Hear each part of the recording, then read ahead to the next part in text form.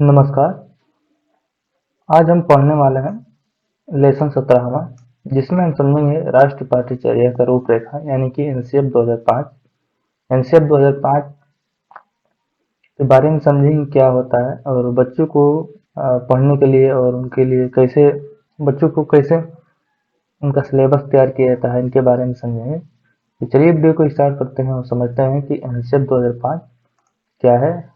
ठीक है, इसमें पहला टॉपिक आता है राष्ट्रीय पाठ्यचर्या के रूपरेखा के निर्माण में 5 निर्देशन सिद्धांत का प्रस्तावना रखा गया है। यानी कि इसमें जो 5 निर्देशिक सिद्धांत है वो क्या क्या है इसको देख लेते हैं। ठीक है, तो इसमें पहला है ज्ञान को स्कूल के बाहरी जीवन से जोड़ना। यानी कि जो राष्ट्रीय पाठ्यचर्या का रूपरेखा है उनका कहना है कि जो भी बच्चों को ज्ञान दिया जा रहा है वो स्कूल के ज्ञान के बाहरी जीवन से भी उसको जोड़े। यानी कि बच्चों को उनको बाहरी जीवन के जो आने वाली वस्तुएं हैं या चीजें हैं उनको भी जाने और समझे कि कैसे चीजें बनती हैं और कैसे चीजें होती हैं। तो बाहरी जीवन से उनको जोड़ना चाहिए ताकि बच्चों का ज्ञान बढ़ सके। ठीक है, इसके बाद दूसरा है परीक्षा को अपेक्षाकृत अधिक लचीला बनाना और कक्षा की गतिविधि से जोड़ना। यानी कि जो उनकी परीक्षा में ले रहे हैं ज़्यादा बोझ भरा ना हो, थोड़ा लचीला हो, जिसके कारण बच्चे अधिक आनंद लेकर उनको दे सके और चीज़ों को जानने और समझने में उनकी रुचि हो सके। ठीक है,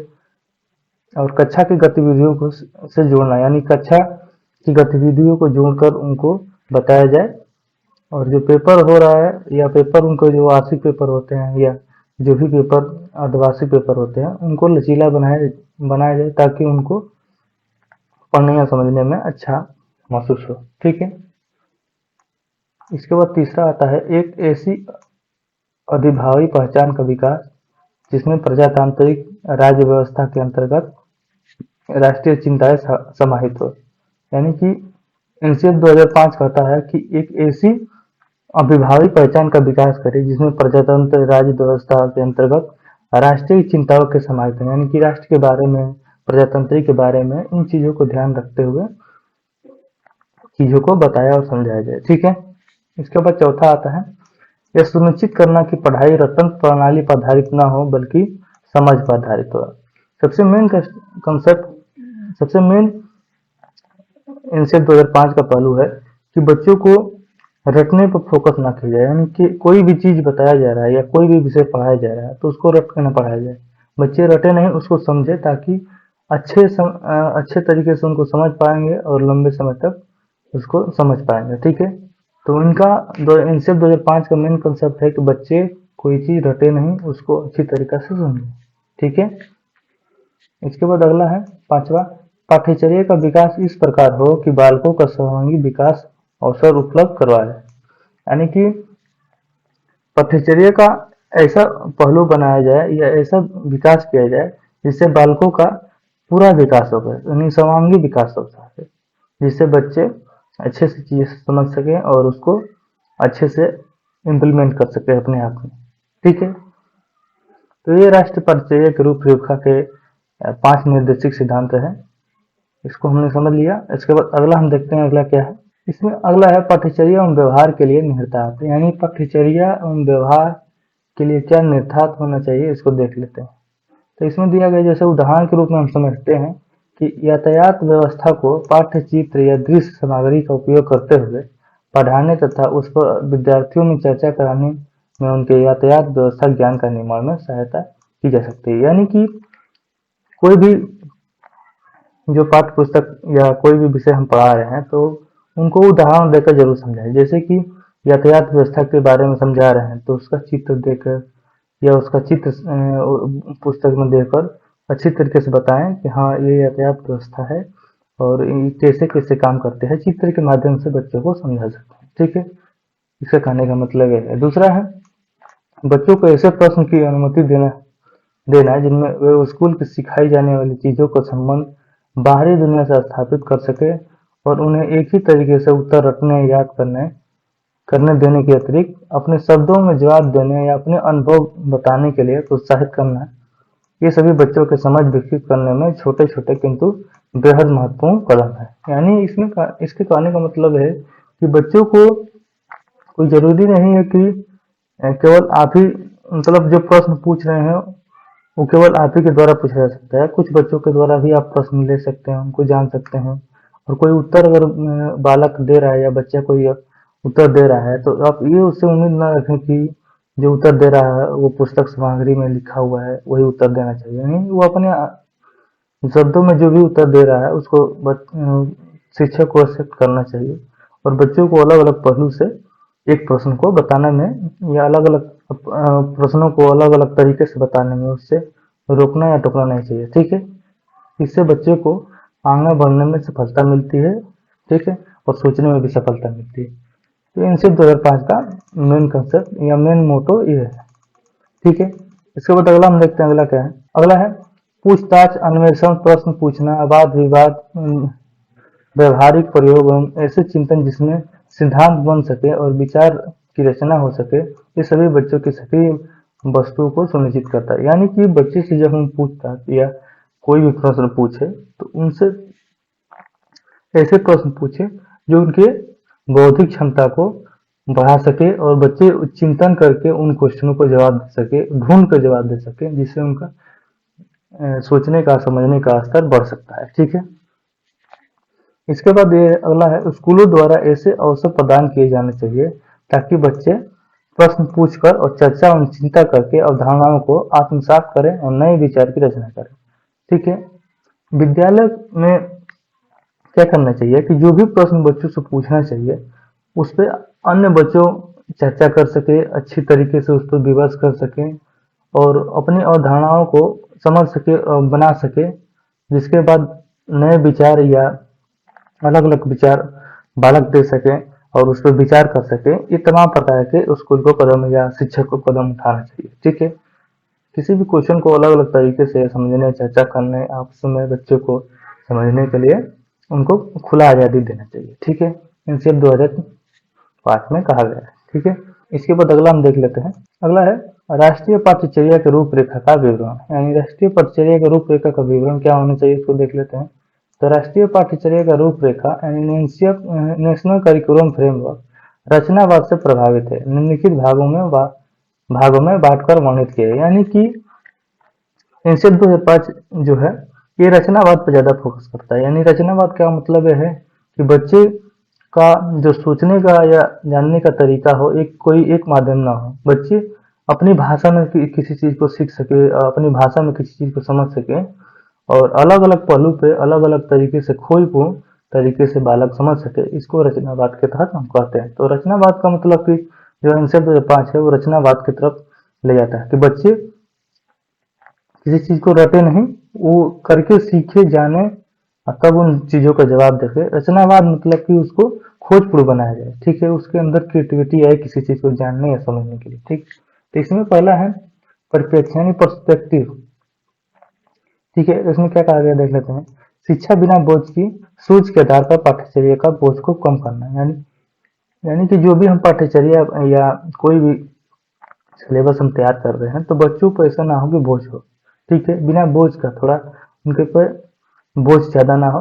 ठीक है, तो शिक्षा बिना बोझ का होना चाहिए। यानी कि जो भी पाठ्यचर्या बनाया, सिलेबस जो भी बनाया वो ज्यादा कठिन ना हो। ठीक है, बच्चों को पढ़ने या समझने में आसान हो। ठीक है, इसके बाद दूसरा आता है कि इस तथ्य को समझने की शिक्षा के लक्ष्य समाज में तत्कालीन महत्वाकांक्षाएं और आवश्यकताओं के साथ शाश्वत मूल्यों एवं समाजों का सरोकार के साथ बृहद मानवीय आदर्शों को प्रतिबिंब करता है। यानी कि इसमें क्या होना चाहिए कि जो भी शिक्षा या जो भी चीजें बताई जा रही है वो समाज के लिए कल्याणकारी हो, समाज के लिए हितकारी हो और उनको जो भी पढ़ाया जा रहा हो या जो भी समझाया जा रहा हो उनको समझ में आए और चीजों को अच्छे से समझ सके। ठीक है, तो इससे कहने का मतलब यह है।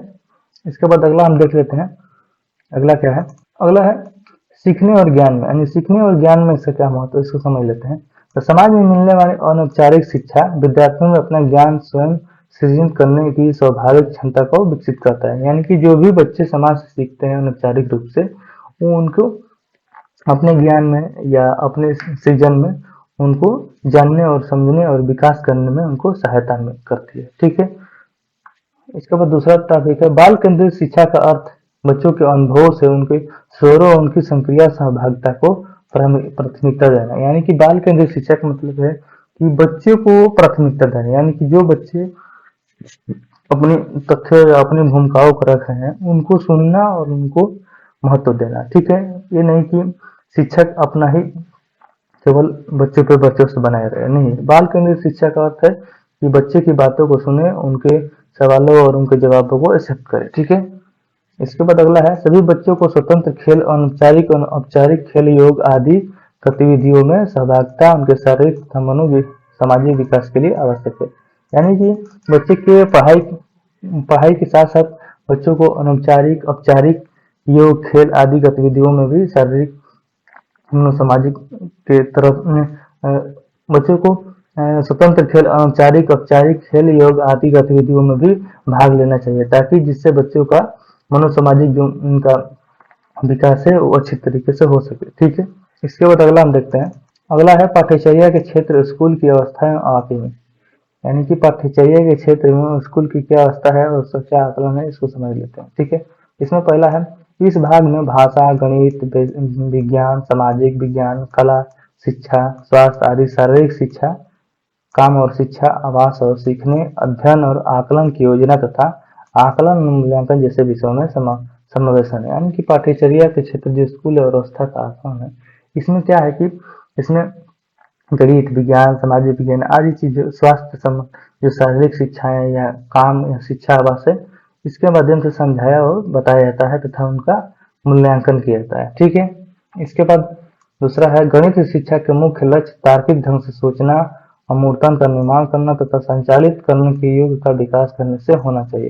यानी कि जो गणित शिक्षा दिया जा रहा है वो इसलिए दिया जा रहा है ताकि बच्चे में तार्किक ढंग से सोचने की क्षमता विकसित हो सके और जो अमूर्त चीजें हैं उस पर सोच सके कि कैसे उनका निर्माण हुआ है और कैसे संचालित होता है। ठीक है। इसके बाद अगला है विज्ञान की शिक्षा ऐसी होनी चाहिए जिसमें शिक्षा के तरीके और प्रक्रिया की बोध करने में सक्षम हो सके। यानी कि जो विज्ञान का शिक्षा दिया जा रहा है वो बच्चों में ऐसा होना चाहिए कि वो तार्किक रूप से सोच सके और इस शिक्षार्थियों को वो सोचने की तो मजबूर करे कि ये प्रक्रिया कैसी हो रही है और कैसे समझ सके। यानी कि विज्ञान की शिक्षा के माध्यम से बच्चे किसी प्रक्रियाओं को कैसे होना या किसी प्रक्रियाओं को कैसे बनना, इन चीजों को सीख सके। ठीक है। तो ये पाठ्यचर्या के क्षेत्र एवं स्कूल की अवस्था का बारे में हमने समझा। इसके बाद अगला हम देखते हैं। अगला क्या है?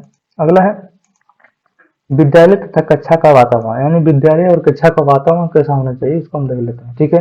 तो इस भाग में भौतिक वातावरण, समक्ष बनाने वाले वातावरण का पोषण सभी बच्चों के भागीदारी, अनुशासन, सहभागी, प्रबंध, अभिभावकों और समुदाय के लिए स्थान, पाठ्यचर्या का स्थल और अधिगम का संसाधन, समय तथा शिक्षा की सहायता, व्यवसायिका, स्वतंत्र जैसे विषयों पर समावेशन है। यानी कि जो विद्यालय तथा कक्षा का वातावरण में जो कहा गया है कि जो भी वातावरण है वो सभी बच्चों के भागीदारी होनी चाहिए, अनुशासन होने चाहिए तथा सहभागी, प्रबंध एवं अभिभावक का के लिए एक स्थान होना चाहिए। ठीक है।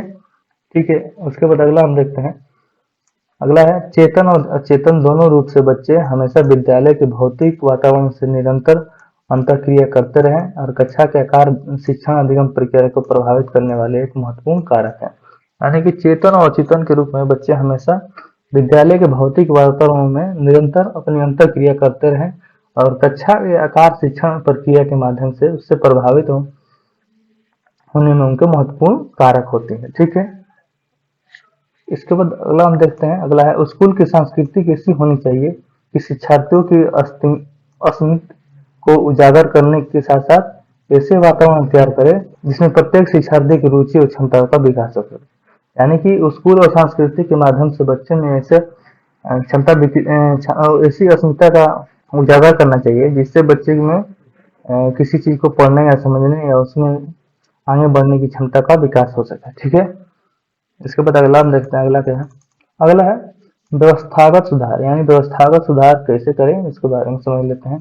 तो इस भाग में गुणवत्ता को लेकर सरोकार पाठ्यचर्या के नवीनीकरण के लिए शिक्षक शिक्षा परीक्षा सुधार, बाल केंद्रित शिक्षा, विचार एवं व्यवहार के नवाचार तथा नई साझेदारी जैसे विषयों को संवर्धन करें। यानी कि इसमें क्या है कि जो भी हम पाठ्य पुस्तक तैयार कर रहे हैं या शिक्षक के द्वारा जो भी चीज़ें बताई जा रही हैं वो बच्चों के बाल केंद्र में होना चाहिए और बच्चों के हिसाब से पाठ्यचर्या को तैयार करना चाहिए, यानी कि शिक्षक के हिसाब से, ठीक है। और जो भी पाठ्यचर्या हम तैयार कर रहे हैं वो बच्चों के व्यवहार से या नए नवाचार या नई पीढ़ी की जो भी समस्याएं हैं उन पर आधारित होना चाहिए, जिससे बच्चे में उनकी गुणवत्ता को बढ़ाया जा सके, ठीक है। इसके बाद अगला है पाठ्यचर्या को इस निर्मित करना चाहिए, पाठ्यचर्या को इस प्रकार निर्मित करना चाहिए जिससे शिक्षक को शिक्षार्थियों को खेलते तथा काम करते हुए प्रत्यक्ष रूप से अवलोकन कर सके। यानी कि जो भी पाठ्यचर्या शिक्षक के द्वारा जो बनाया जा रहा है वो ऐसा होना चाहिए कि जो भी बच्चे हैं वो आसपास की खेलते हुए या अपनी कामों को करते हुए भी उन चीजों को रुचि से सीख सके और समझ सके, ठीक है। इसके बाद अगला है शिक्षक प्रशिक्षण कार्यों में समकालीन भारतीय समाज के मुद्दे, चिंताओं और उसके बहुलतावादी स्वभाव या पहचान, लिंग, क्षमता, जीविका एवं गरीबी जैसे विषयों को शामिल चाहिए।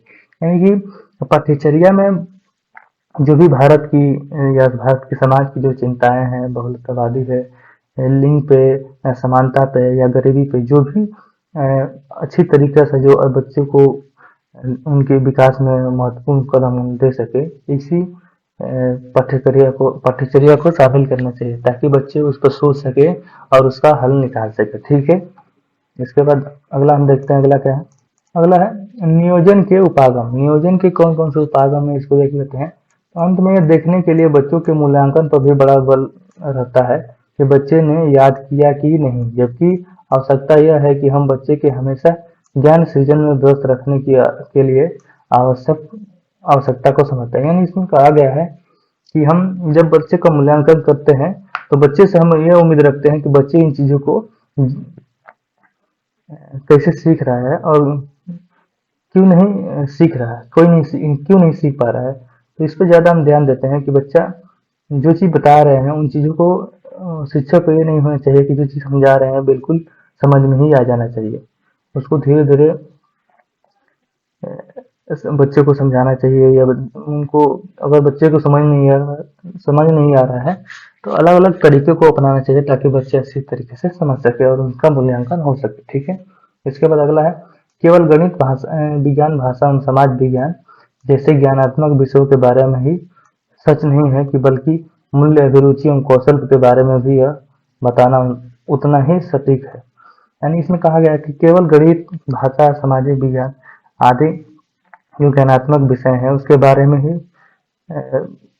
मूल्यांकन करने के लिए नहीं सोचना चाहिए, बल्कि अलग अलग विषय जैसे मूल्य और अभिरुचि और कौशलों के बारे में भी उनके बारे में सोचना चाहिए ताकि जिससे उनका विकास हो सके, ठीक है। तो हमने एनसीईआरटी 2005 के बारे में समझा।